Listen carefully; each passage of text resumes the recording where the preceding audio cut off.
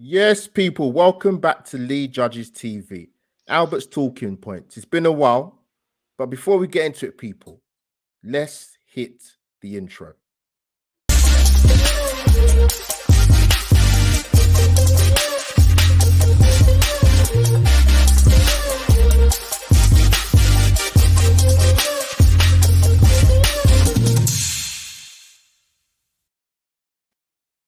And there you have it, people. Welcome back. It has actually been quite a while for me, to be honest. For the run up before Christmas was hectic. Hence the reason why I haven't seen me doing Albert's talking points. But it's good to be back with a bang. Got my regular brother co-host kind of with me, RJ Arsenal blog, and we have my brother from another mother coming on out Lee Judges TV for the first time, Albert's talking points, and we are the Arsenal. But people, so much to talk about. Gonna start with sort of the transfer talk. So people in the chat, don't shoot me already. It's only we're only speculating and passing on rumors. It's not our fault that our beloved club hasn't been doing their due diligence for 25 days, 26 days. But yeah, we'll get into it. But first of all, without further ado, welcome back, RJ Arsenal blog. Rowan, how are you, brother? Oh, good man. Thank you for having me again. I always enjoy coming on this channel. Yeah, it's good to talk to you and obviously JC as well. So yeah, excited for what we're going to be discussing today. There's always so much to talk about of Arsenal, man. A lot can happen in a couple of months, or even a couple of weeks, or days, even sometimes. But big up to the people in the chat. Thank you for your hellos and smash the like button straight away as usual and help the channel. And obviously, enjoy the stream for what we talk about. And last but not least, like I said, my brother from another mother, JC. We are the Arsenal. Thank you and welcome aboard to Lead Judges TV. Oh, thank you very much. I really, really do appreciate the offer and invitation to come onto the channel and share the platform with yourself once again. And Rohan as well. I watch a lot of your stuff on some of the other channels. So yeah, really, really grateful for the opportunity to share an evening with you both and talk Arsenal. Of course, man. No, of course. No. Definitely want to get you on, man. So yeah, so going to sort of start with the transfer stuff first, and then we'll sort of touch on towards the end your thoughts and feelings about where we're going as a club, because it seems to change every couple of days or weeks, whatever side of the fence you sit on. But so yeah, in terms of the players that have left the club, no monetary value coming in, people. So rumors about Aubameyang, potentially PSG, Juventus, Sevilla, and even AC Milan. We know Ainsley Maitland-Niles has gone on loan to Roma. I didn't see that one coming, if I'm being honest with you. Balogun's obviously got his loan to Middlesbrough. Working with a good manager in Chris Wilder there. So hopefully his development will be probably a little bit better than probably what he's had at Arsenal thus far. Sai Kolasinac has finally gone. He's gone to Marseille, linking up with our other loanee, Matteo Guendouzi. And obviously Torreira is still on loan. One of our players still. You wouldn't even think so after all this time, but he is. And obviously William Saliba is doing his thing at Marseille. Guys, I'm going to come to Rowan first, actually. The main talking point of the transfer window for Arsenal fans. There's been a lot of names mentioned, the likes of Wijnaldum, Vladi, which we're going to talk about. People have rumored DCL for quite a while. There's so much to talk about, but I'm not going to reel through every single entire name. But the striking options available to Arsenal. Before I come to you, Rowan, let me give you a tiny bit of context, if possible. During this transfer window, the 26 days we've had, I've been asked on various platforms in terms of where Arsenal will finish. And in a nutshell, I said Arsenal won't get top four if they do not address the striking element. And I don't take away what we need in midfield, but I said we don't score enough goals. And that was always a big concern for me. I must admit, with Dusan Vlahovic, Rowan, I didn't know too much about him because, again, my days of watching Serie A football has gone way by. But from what I've seen, or for what I saw, I can see why there's a lot of interest in him. And obviously, we saw 5-6 hours ago now that the deal more or less is going to be done for him to go to Juventus. So, what are your thoughts about Vlahovic, as from what you've seen in terms of the player, and obviously Arsenal's attempt to try and get him? But could you kind of give Arsenal a wincy bit of credit that they actually tried to make a genuine attempt to get this guy?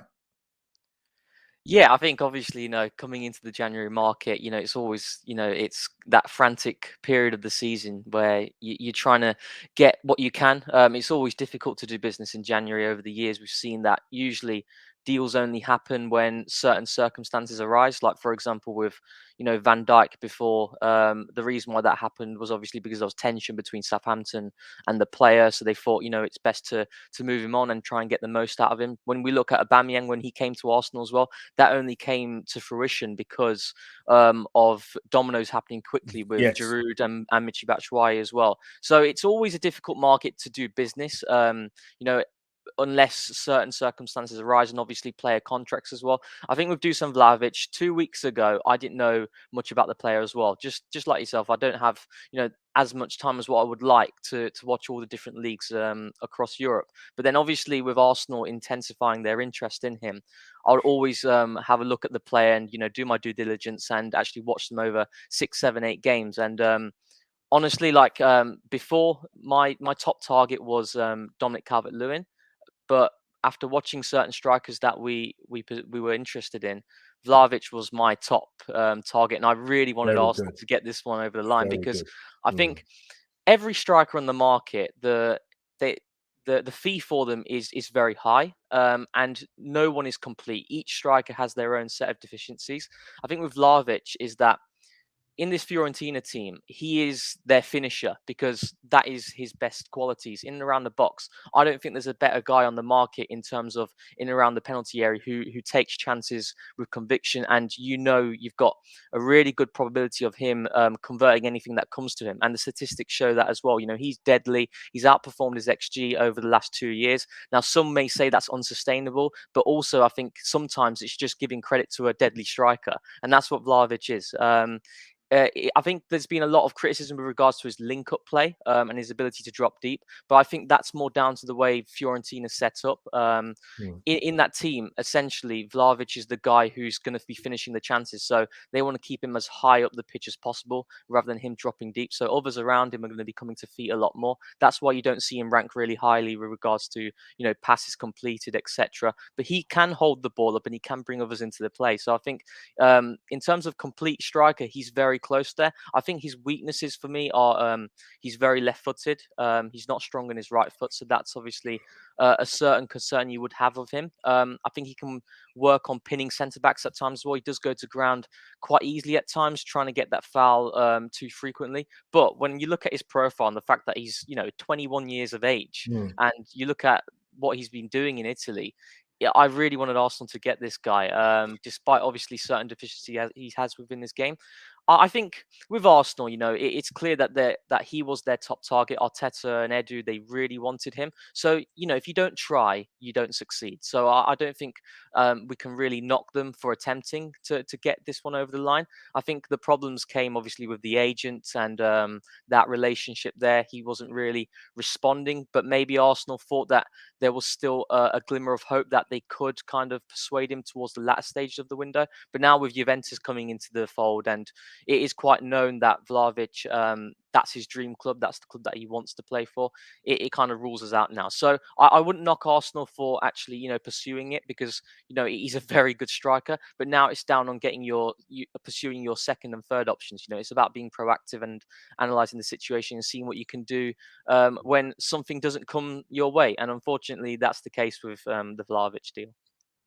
No, well said. And that's the point. I'm going to bring you in, JC. The thing is, one of my concerns, people in the chat, you might agree, disagree, drop the comments in as we do the live stream, but it's not so much when it comes to transfer windows, you're not always going to get your plan A. My thing was, I looked at it from a different point of view in the sense that if you can't get your plan A, what is the alternatives?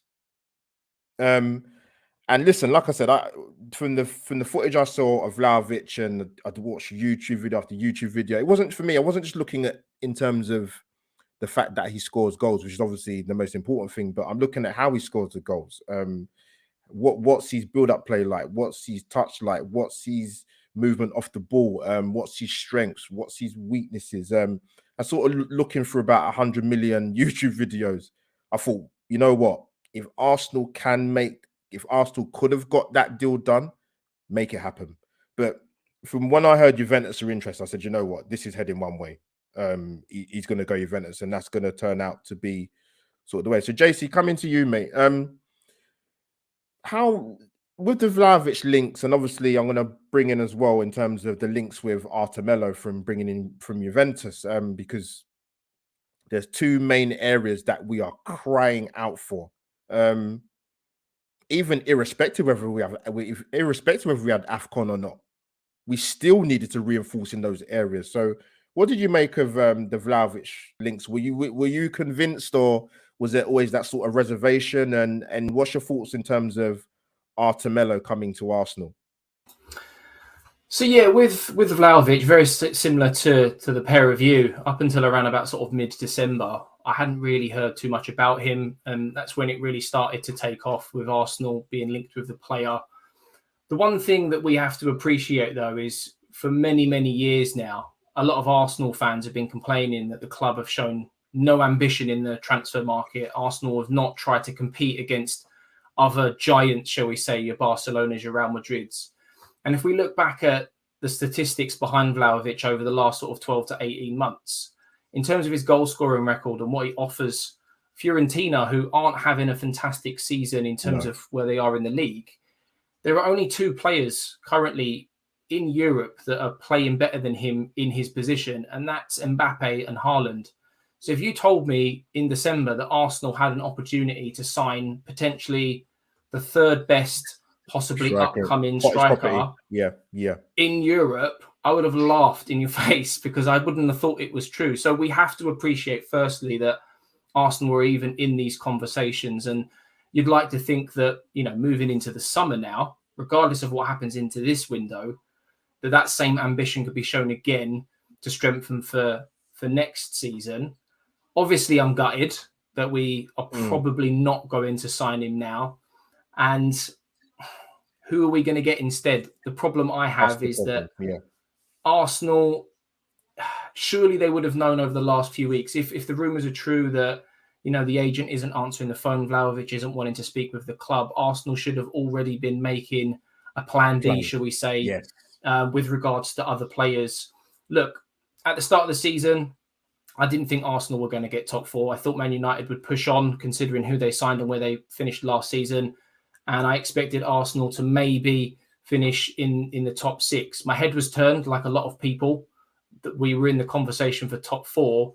And now that we're in that position, we need to make it happen. We need to make it happen. So if the £70 million that was available for Vlahovic is still available, then we need to be asking a question of Everton, who aren't in a very good position at the moment. Dominic Calvert-Lewin can't be happy there with the way they've been playing football over the last 12 to 18 months since the back end of Ancelotti being in charge. And then you've got Isak as well. You know, you put £75 million on the table and we have the right to speak to the player. Real Sociedad cannot get involved in any way, shape or form. Very similar to the way that I'd say negotiate, but it wasn't a negotiation with Thomas Partey. We put the money on the table, we can speak to the player.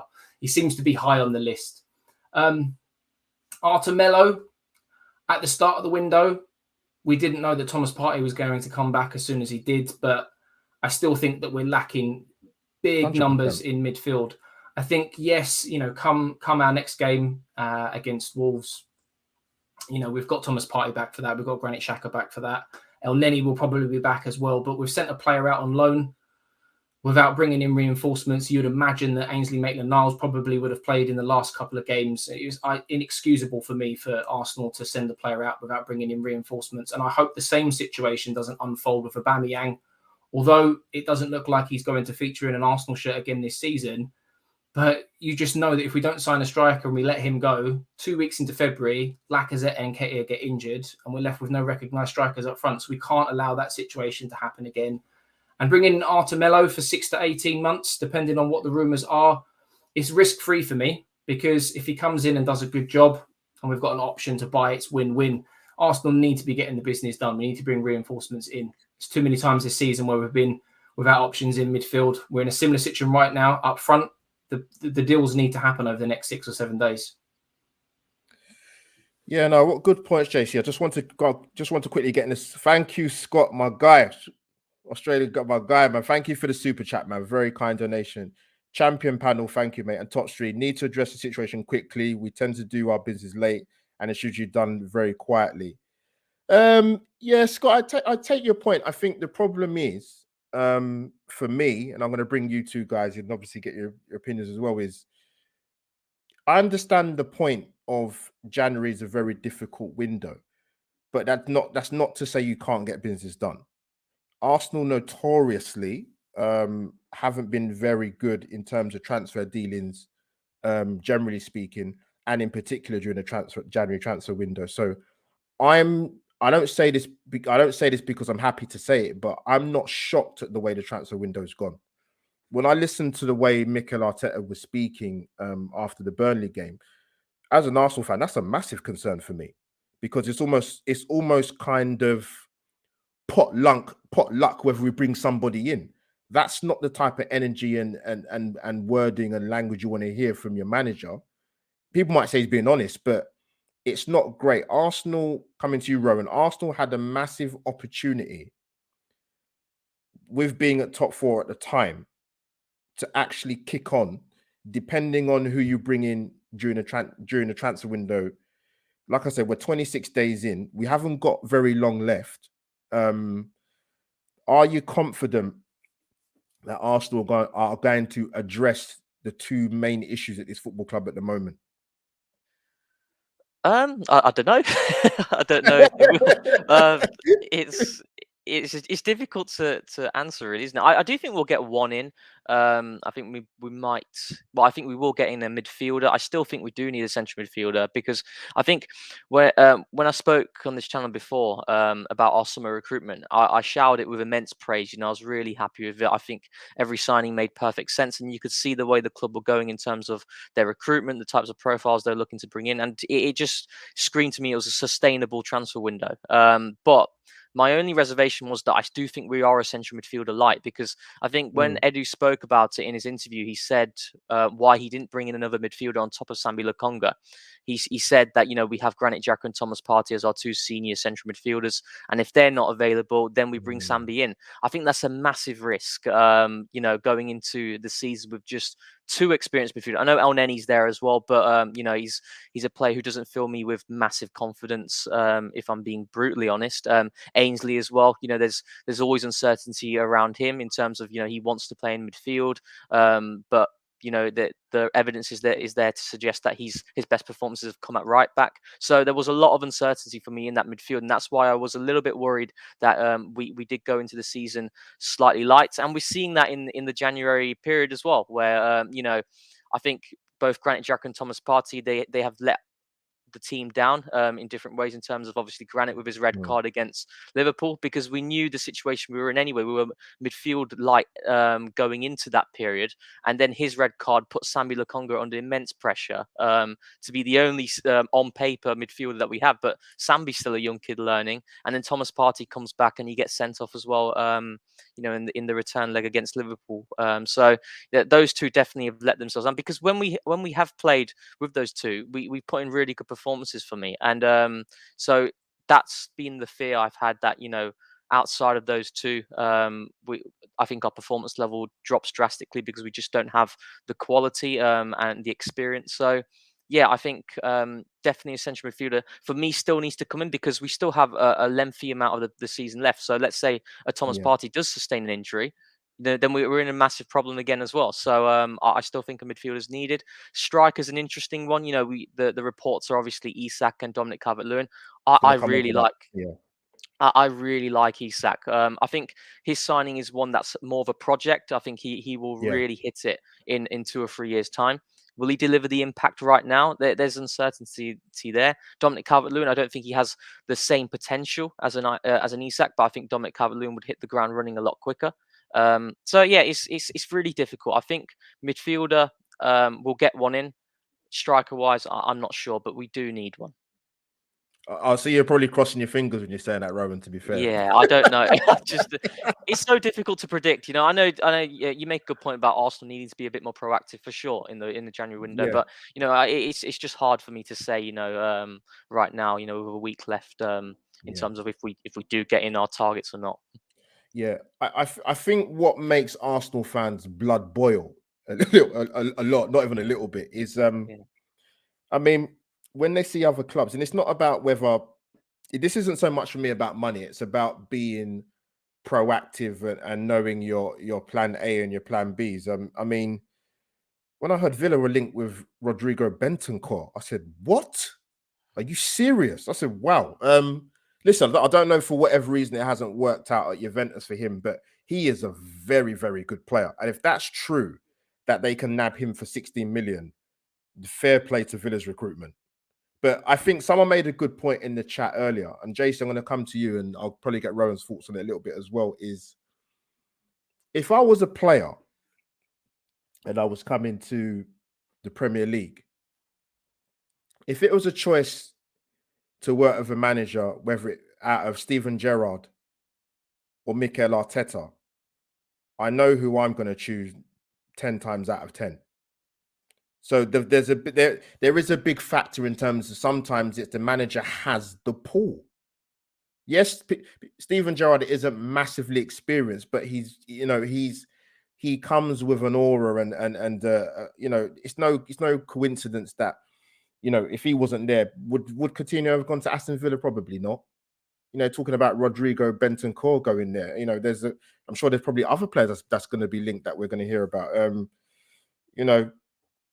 I think Tottenham are interested in getting Adama Traore. He's very hit and miss. But when he's on it. But I think that's what probably gets the Arsenal fans' backs up, that when they see other clubs doing business and getting it done, and it's not just a January transfer thing, it's a summer window thing. We saw it last time. But it's the Euros and nobody else is doing any business. They weren't doing business. Arsenal just were doing it very, very slowly. Yes, we had a decent transfer window, but it's a tough one. I think the only sort of smidgen of positivity we can take, and it's a very small smidgen of positivity, is the fact that there are 6 days left. I don't know what Edu and Arteta are doing, but we obviously know Arteta's gone. He's gone to America to meet with the Cronkies, I believe it is. I wonder what that conversation is going to be about. But yeah, JC, with you in terms of Isak, again, from what I've seen, he does excite me, and he would be very beneficial to someone like Martin Odegaard, because he's got that knack of coming in from the left and beautiful finishes with his right foot into the top right and left hand corners and the rest of it. Again, Rohan's right. He's not going to come in and bang you 25 goals a season straight away. He's not going to do that. You can see that by his numbers and probably style of play. Physique-wise, he does give us something. Maybe he needs to bulk up a little bit, but that will come with time. He's only 22, I believe it is. The release clause is massive, but a lot of these foreign clubs in the top European leagues, they are struggling for money. So I don't know how late Arsenal are going to leave it, if they're serious about him as an option or a plan B, JC. But what's your thoughts on Arsenal potentially bringing Isak to Arsenal? I think he's a fantastic option, and you made some really, really good points about him generally as a player. I think at the moment, when you look back at some of the games that we've had this season where we've been boxed in and Arsenal hit the ball long, and I think Aubameyang was playing in some of those games, it's not part of his all-round play to win those headers, those flick-ons, those touches, hold the ball up, and bring our wingers into play. And I think Isak would do that very, very well. Maybe not initially, maybe after bulking up and adapting to the Premier League, but he's very good for his height, his stature, his dribbling capabilities just don't suit the type of player that he should be when you look at him, but he does. He's got fantastically quick feet, knows how to beat a player. And as you already mentioned, he can definitely add more goals to his game. And again, very similar to Vlahovic at Fiorentina, he's not playing in the best team in the Liga right now.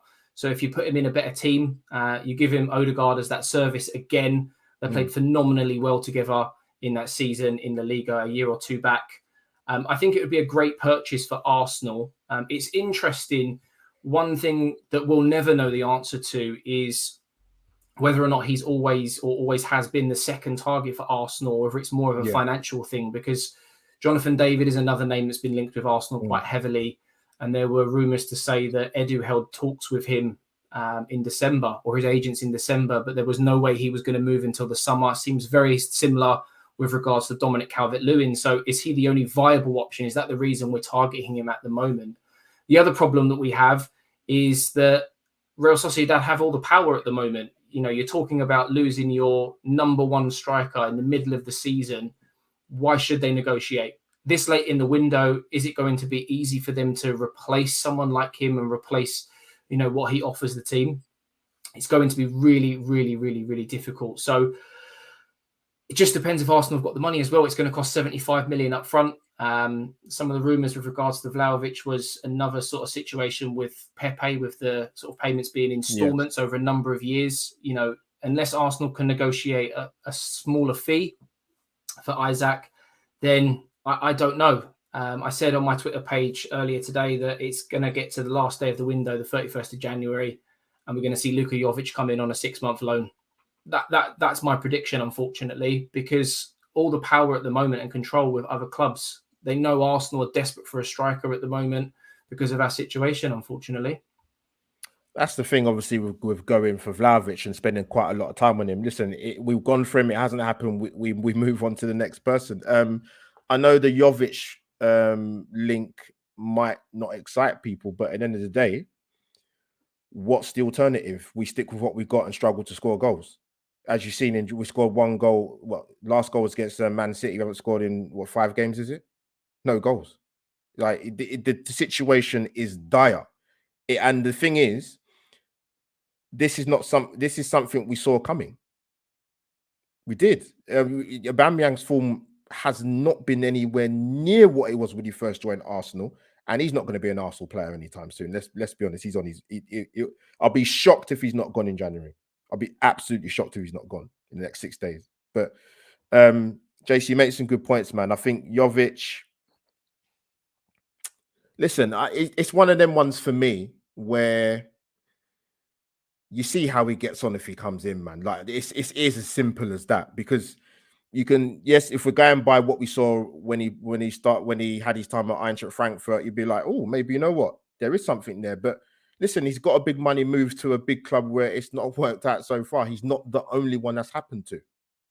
So we will see. But needs must, and we need to see some activity come in, even if it is on January 31st, which is not ideal. But listen, that's when the January transfer window ends. I hear people's frustrations in the chat. Trust me, I've heard it since the beginning of January.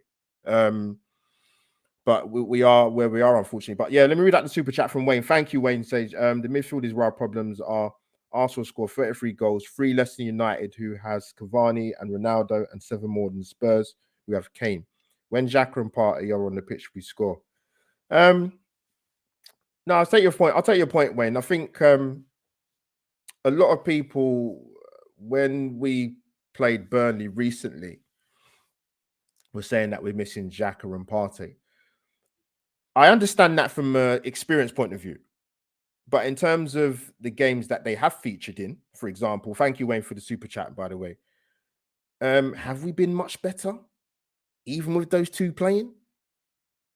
I'll be honest with you, I don't think we really have, to be honest. But no, guys, listen, the transfer window it's gonna it's gonna be interesting to see what happens, man. And to be honest, what our rivals do as well. Because then the day, if they strengthen, people might look at the league table and go, "Oh, but Arsenal, what are we? Arsenal 6 at the moment, 2 points behind United with a game in hand." You might look at that and go, "Oh, it's not that bad." But actually, if you kind of not look at the league table and close your eyes for about 5 minutes or whatever, and you look at our form from what you've seen in terms of the way the team's playing at the moment and the lack of cohesion, and I think the last couple of games we've looked toothless. And I'm being polite by using the word toothless, to be honest with you. but now, guys, it's great to get your opinions about the transfer window. But I still want to come to you before we sort of talk about the recent games. I want to talk to you about Mikel Arteta, because obviously there's rumors about him getting a 2-year extension in terms of his contract.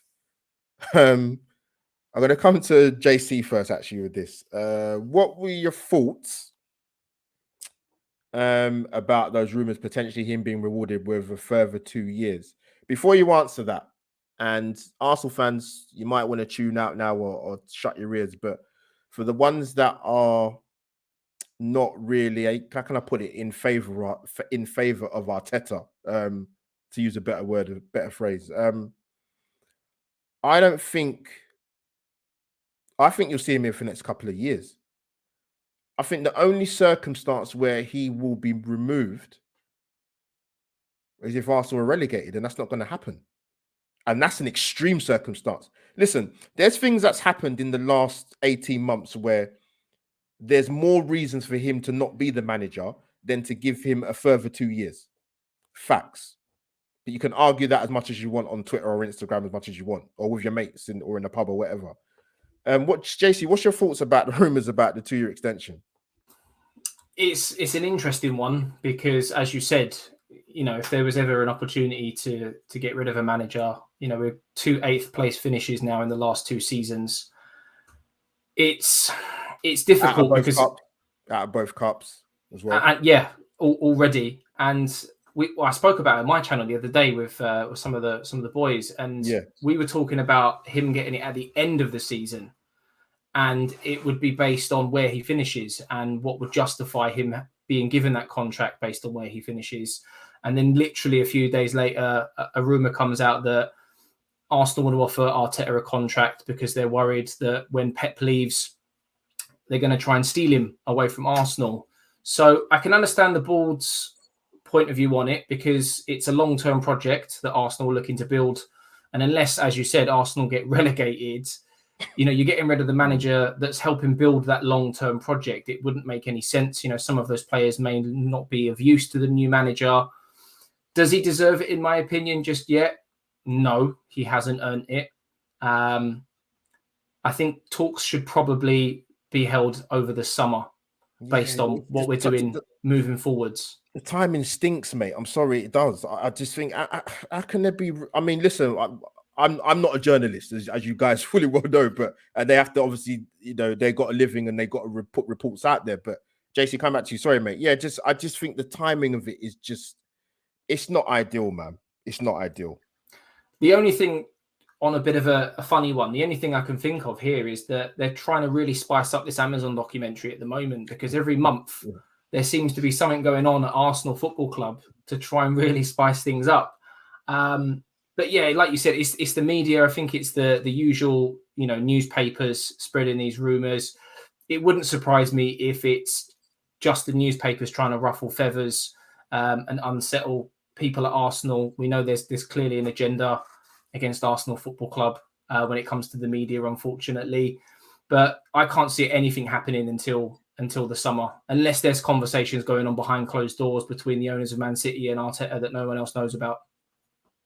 Now, well said. Ryan, let me get your thoughts quickly on sort of Arteta contract extensions talk. You know what? The thing is, Rowan, before you say anything, the thing is, JC, I do believe it.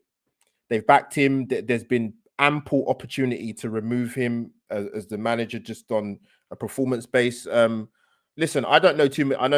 I don't know what people in the chat, what you do for a living in terms of your work, but I don't know too many people that have jobs where you have poor performance and you get a pay rise. I don't know anyone. I don't know too many people where that happens. Maybe it does happen to some people's jobs, but Rowan, what's your thoughts, mate? Sorry. Yeah, the timing's interesting, isn't it? For sure. It's a case of, this news has came out when Arsenal have gone through a little bit of a poor run. Because if if this news came out, let's say, when we were performing well, in that period over Christmas, I think, you wouldn't see the same level of toxic behavior. But at the same time, for me, I'm a big fan of Mikel Arteta. I've always reiterated that. I know, Rose, I know. But I think, with me, I've always criticised him when I feel he deserves the criticism as well. I think best is to wait until the end of the season, and over the summer you negotiate it. I do think that they have offered this contract because I think they do believe in him and the project. Because I think one thing Arteta's done really well is when you look at the squad that he inherited to what it is right now, he's removed a lot of the bad eggs, and I think the culture has changed quite a bit. And you can see the way we're recruiting players now, and the change in profiles. I think he's done a lot of good things. There've obviously been a lot of turbulence as well, questionable decisions. You go back to the Villarreal 2 legs, and etc. There's a lot of situations which Arteta has deserved the criticism. But I think, when I look at this season, you look at the games that Arsenal have won, I think we've performed really well. And I don't think we can say Arsenal deserve to drop points in the games that we've won. And at the same time, the games that we've dropped points and we've lost, we've kind of deserved to drop points or lose those games as well. Barring Man City, of course, where I felt we were, we performed really well. But, the certain circumstances in the game arise, which prevented us in that game as well. So I think wait till the end of the season and see how we perform, because I know a lot of people are looking at it and thinking if Arsenal miss out on top 4, he should be sacked. I look at it more from performances and what the journey is. If Arsenal finish 5th or even 6th, but are a couple of points outside of the top 4, and it's you look back at certain games in which there are fine margins, I think you could say that still is progression relative to the previous seasons we've had. So then I think that would warrant a new deal. But at the same time, if we finish, let's say hypothetically speaking, we finish 8th and we have a really poor second half of the season, then he doesn't really. There's not many. I can't give you much to say that he deserves a new deal. So best for me is to wait until the summer. But at the same time, I do think that this news is true. It's just the timing of it has obviously stinks. has really really It does. it's not. Yeah, it is. It does. And but that's what it is, isn't it? When things aren't happening for you, when it's raining, it pours, doesn't it? Whatever the saying is. So I think, the timing isn't good. I do believe the news, but at the same time, as much as I'm a fan of him, I would wait until the summer and see how the second half of the season goes.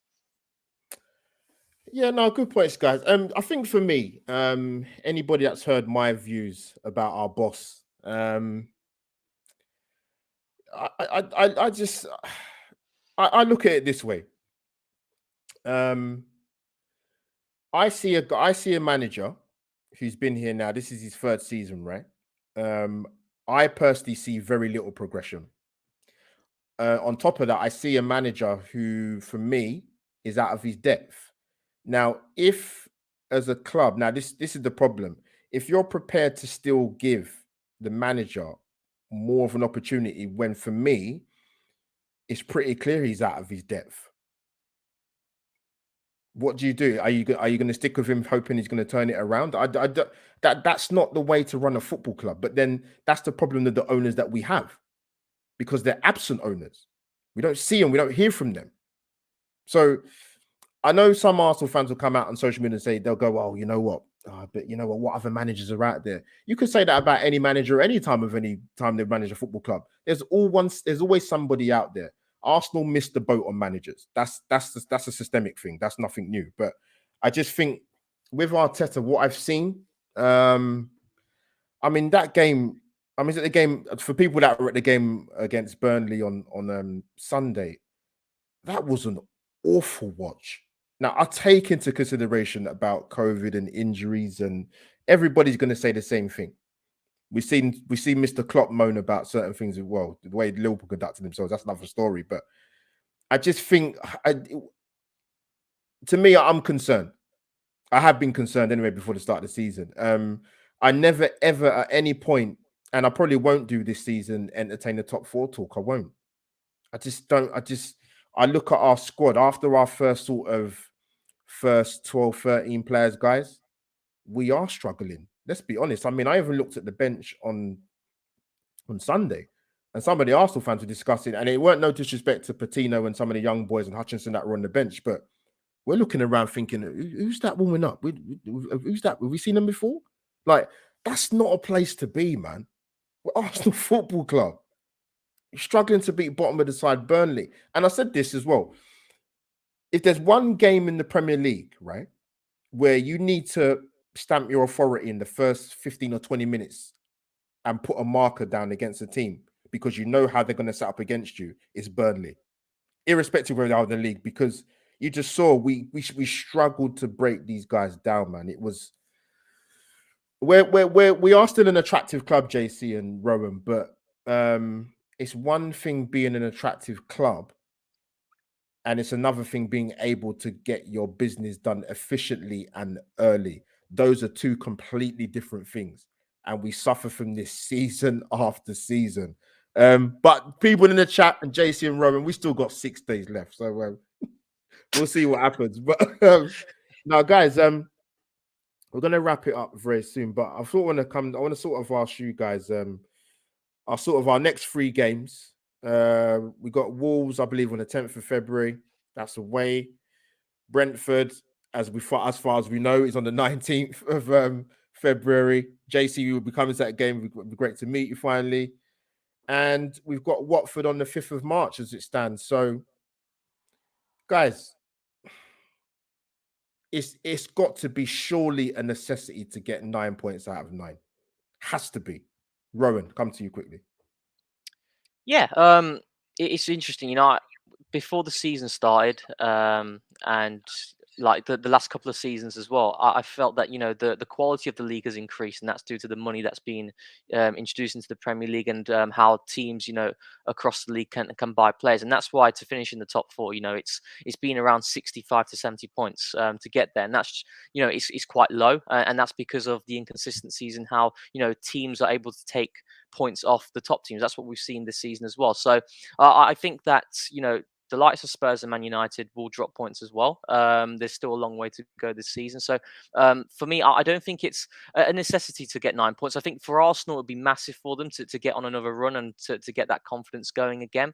But I think when I'm looking at these 3 games, Wolves away, that'll be very tough. I was actually happy that our game against Wolves got cancelled, after Norwich, because they would have had so much time to prepare. It was them who cancelled it in the end, but they would have had a week to prepare for it. We would have had not even 1 full day's worth of rest to go into that game. And Wolves, we've seen them this season under Bruno Lage, and we've seen Wolves since they've came up in the Premier League. When they play against the big teams, they're very difficult to beat, and they have a method that has brought them good success. I think they've beaten all the top teams since they came up in the Premier League. And they've had a lot of success against Arsenal. We've not beaten them at the Emirates since they came up. Exactly. Yeah, good point. Obviously, this is away from home, but they've beaten us away from home as well. They beat us last season. They beat us in their debut season. So that'll be tough. I think it'll be kind of a similar game that we saw against Burnley. How they're going to be very compact and organised. But the difference between Burnley and Wolves is that Wolves do have quality in attacking areas as well. So it will definitely be a tricky one.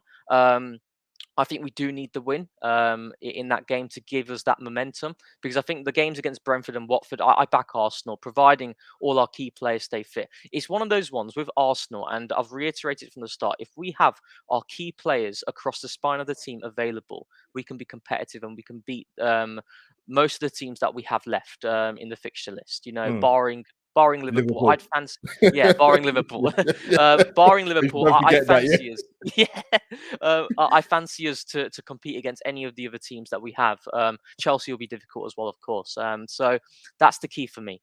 Have players fit and available, our key players. Because we've seen it. This Arsenal team, especially in central midfield and in defence as well. If you lose a Thomas Partey, for example, if you lose a Tomiyasu, there's a drastic drop in performance levels because the backups don't give you that same level of quality. So that's what it's about. I think if we have a fit enough team, I think we can beat Wolves. I think I'm leaning more towards a draw in that game now. But I think we do need to win that, and then I do think we win the 2 after. 7 points out of 9 would, for me, be respectable. We all want 9 points for sure, but 100%. if you gave me 7 right now, I probably would take it, to be honest. Yeah. Rowan, I will snap your hand off to take 7 out of 9.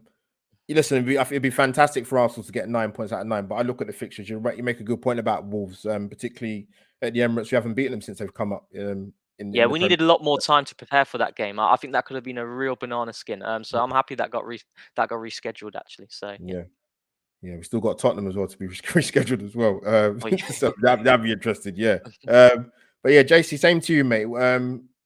9 points out of 9 would be fantastic, obviously, but realistically, what do you think we will get in terms of points return? Not to sound boring, but I have to agree with Rohan. I know we come onto these shows to have different opinions, but you got it absolutely spot on. And I think when you look back at, some of our better runs this season, where we've gone 8, 9, 10 games unbeaten, it's where we've showed consistency in those senior players being fit, playing week in, week out. And if we can field a team like that against Wolves, which is definitely the toughest of the 3 fixtures, and it will set the tone for the other 2 fixtures, and whether or not there's that added level of pressure going into the Brentford and then the Watford game, because there's a level of expectation that Arsenal, rather than, let's go and win this game, it's you need to go and win this game. So there's an extra level of pressure that's unneeded at a really vital part of the season. But Wolves, as Rowan said, they're a really tough side. When you look at, some of the performances they've put in this season, Man City, they're on a 13, 14 game winning run.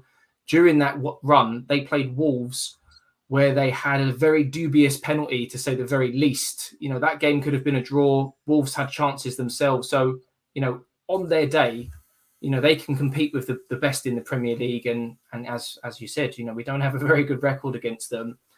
But if for whatever reason we drop points against Wolves, then the other 2 games are must wins.